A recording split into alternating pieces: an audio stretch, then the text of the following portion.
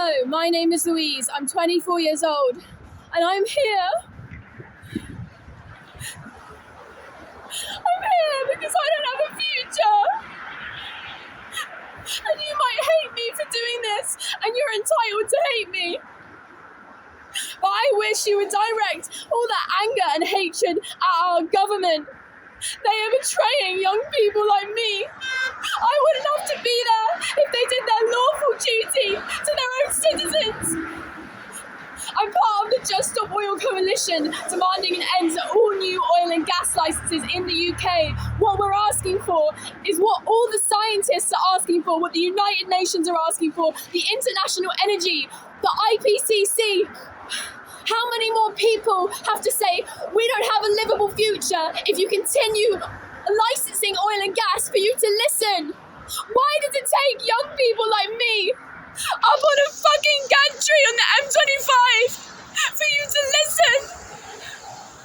You would wonder, wouldn't you, if you were landing here from Mars, why suddenly the M25 wasn't moving? And then you'd find out that there was somebody sitting above it on a sort of gantry where the speed cameras normally are, complaining that nobody's doing anything about the climate, when in fact the entire world is in Egypt talking about it. Well, yes, it's hard to stop oneself wishing that a gust of wind would take action on this.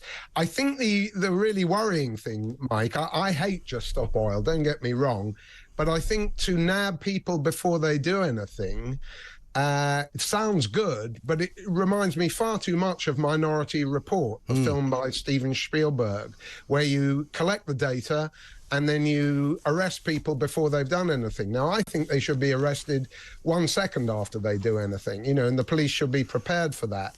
But I think, as usual, Just Stop Oil is setting a precedent where you and me, if we went on a demonstration or wanted to go on a demonstration, could be nabbed beforehand. And that's very dangerous for democratic rights. I also note that of 677 arrests, just 111 Just Stop Oil people have been charged. That seems to me an extraordinarily low ratio. Yeah. And well, it's not as low as the ratio they've got for every other kind of criminal charge, because don't worry, if you get arrested for murder or any serious crime, there's quite a good chance you won't get charged either. Well, that's true. And, you know, we need to ask some serious questions about just how many policemen really support Just Stop Oil and why they treat them with kid gloves all the time. So, you know, I think repression of Just Stop Oil is a mistake. I think their politics are a mistake. I don't agree with the point of view that, you know, oh, I like them, but, you know, I don't agree with the tactics. I don't agree with the content of their politics. It's antisocial. It's narcissistic. It's medieval as well.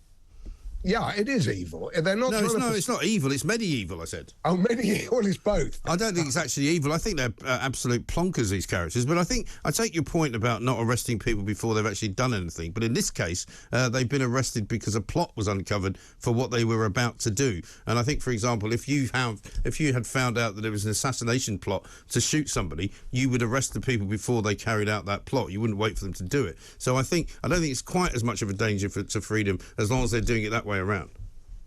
Well, I'm a bit cautious because of the climate. You know, we'd all like to nab Lee Harvey Oswald if he was indeed the only man before he did it. Yeah. But I think it's a slippery slope. You know, we face so much repression of democratic rights on free speech, on the right to drive around your hometown, and all of these things. You know, we've got to watch just what they intend next. And I think not for the first time, Just Stop Oil is inviting repression. Well, I mean, we'll see. Will it be their fault, in other words, if it all turns out that that's what's going on? Just Stop Oil eco-zealots have once again been on the M25. This time, they're closing the road, not on the actual road, sitting on the road. They're actually now scaling gantries, you know, of course, where the signs are across the road. And, of course, the risk of one of them dropping down on somebody means those motorways have been closed again. Absolute fury during rush hour, of course, and again, with lots of train strikes on that were not, they've been called off, but the effect has actually been pretty much the same, with very, very, very few trains on, indeed, because of they've sort of still got massive disruption. It's kind of been, let's face it, rather frustrating for an awful lot of people. Police, though, this is a good bit of news, police have proactively arrested Just Stop Oil protesters suspected of planning to cause major disruption on UK motorways. A significant operation, Metropolitan Police described it as, resulted in at least 3 people being detained. They were intent on causing reckless and serious disruption to the public. And of course, we are now, there is actually, in terms of what's happening there is actually an order in place that would mean if you have already been done for a protest on these roads, you will actually be facing contempt of court and straight to prison if you do actually, you've got an injunction out if you do actually protest. Let's talk to Paul Biggs about this. He's spokesman for the Alliance of British Drivers. Good morning, Paul. Good morning, Julia. Let's remember the people actually trying to go about their daily lives, get to work and the like, delivering goods for us and taking people by ambulance to hospital, etc. on our motorways. M25 facing disruption yet again, but it does look like the police are dealing with it a little bit more quickly and proactively. Is that encouraging for you? Not really. I mean, the important point to make here is that right to protest does not include the right to break the law. So as soon as they block a road, or they should be taken straight away, removed by the policeman.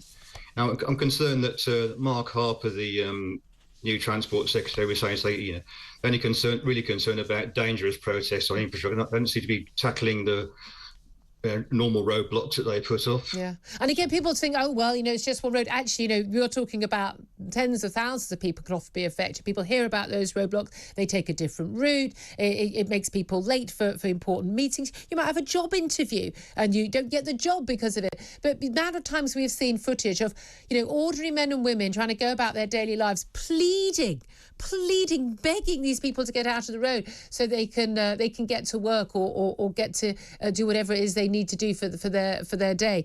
And yet these are activists, whether it's Insulate Britain, Just Stop Oil, whatever it is, sitting there just sort of looking all sorrowful. And we've seen this video of this frankly ridiculous girl saying, like, you can hate me all you want, but their justification is they're saving the planet. But sitting on a gantry or in the middle of the road doesn't save the planet. But people like bleating, none of these things are going to do anything to save the planet, as if the planet needs saving anyway.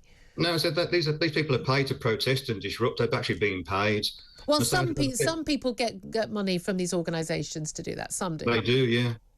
And so the priority is people going about their ordinary legal business. Let's let them get to work and get the deliveries made. Let's stop pandering to these eco-loons. Do you think that the British government and the Metropolitan Police and other police services, do you think they care about the ordinary driver? No, I don't. They should spend their time actually protecting these people. They're sort of taking the water, asking if they're all right. Yeah. And it's just not good enough. They should concentrate on the people who are paying their wages to our taxes. We expect the police to protect us and facilitate going about our lawful business. You're right. I mean, again, they're welcome to protest. They can stand at the side of the road. They can stand outside Parliament. But these are the only protesters who the government and the Metropolitan Police seem to sort of tiptoe around. This isn't how they police any other protests. Yeah, I mean, I've been involved in protests. We just hand out leaflets and we don't interrupt anybody. We don't stop them going to work. We don't glue ourselves to anything or vandalise anything. There's a way to protest, and this isn't it. This is it. It's not only just respect for the ordinary working people going about their daily lives, but it's also respect for democracy. These people constantly demand. They're always demanding things, and it's like, well, who are you to demand anything? Who do you represent? I always say to them, stand for Parliament, get elected on your platform, and then you'll have a mandate to do whatever you want to do. Exactly. Yeah, they've got. And vote for the Green Party, which get 4% of the votes, doesn't it? In the polls. So exactly. There you are.